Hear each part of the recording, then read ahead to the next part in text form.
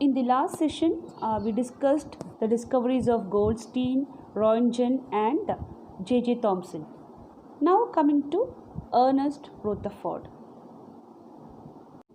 We know that the presence of positive charge was identified earlier by Goldstein, but it was Rutherford who actually proved the presence of positive charge in substances authentically through his experiment.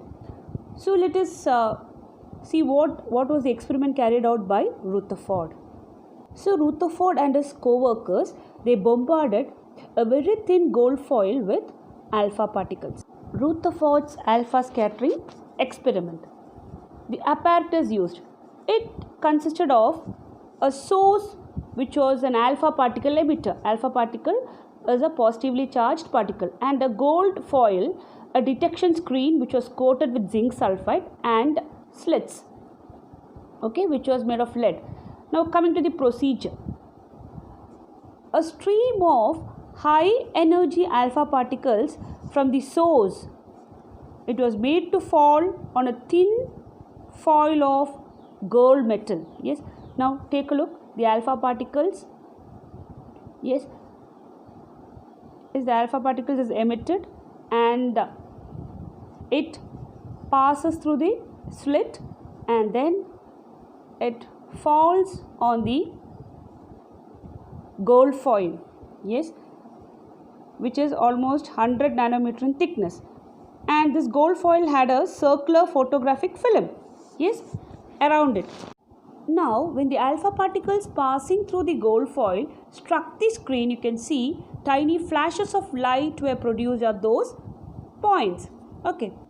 Now if we observe it carefully, we can see that most of the alpha particles pass through the gold foil undeflected, and you can find that only a small fraction of alpha particles were deflected by small angles, and very few alpha particles, that is 1 in 20,000, bounced back. So these were the observations. So what were the conclusions of Rutherford?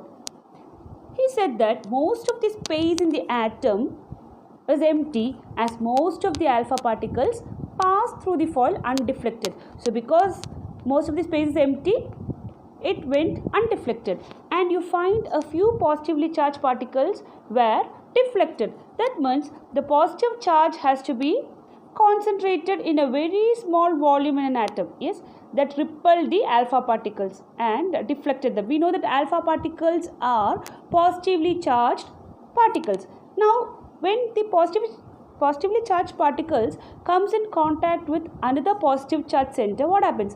It repels, so they get deflected through certain angle. And when it just comes and falls at the center of the atom, the central region of the atom, which is positively charged, it bounces back, proving that the positive charge is concentrated in the center of the atom. So take a look at the picture. You can see the alpha particles coming, and you can see most of the alpha particles pass straight, whereas some show small deflection, some shows large deflection. Light particles will repel each other. So when the alpha particles, when it came in contact with the nucleus of the atom, it got deflected back.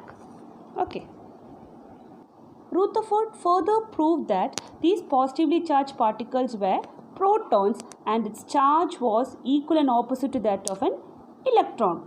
He also determined that there was a chargeless particle in the nucleus, and it was James Chadwick who discovered the chargeless particle inside the nucleus, that is the neutron.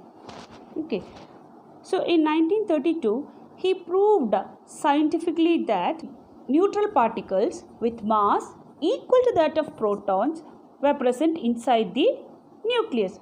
So according to James Chadwick, the total mass of an atom is concentrated in the nucleus because the particles, protons and neutrons that possess mass are present in the nucleus. So protons and neutrons possess mass, but neutrons are chargeless particles.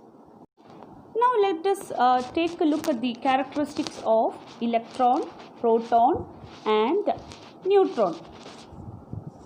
Now consider the charge.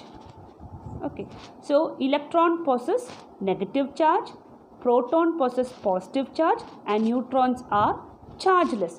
Again, coming to mass, the electron has mass which is very negligible. It is almost 1 by 1837 part of the mass of hydrogen atom. That is almost 0.0005 atomic mass unit. Whereas when we consider proton and neutron, they have mass equal to that of hydrogen atom, that is 1.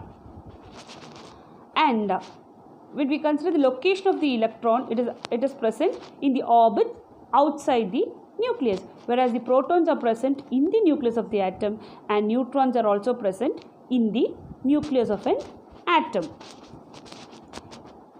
So children, hope it is clear. See you in the next session.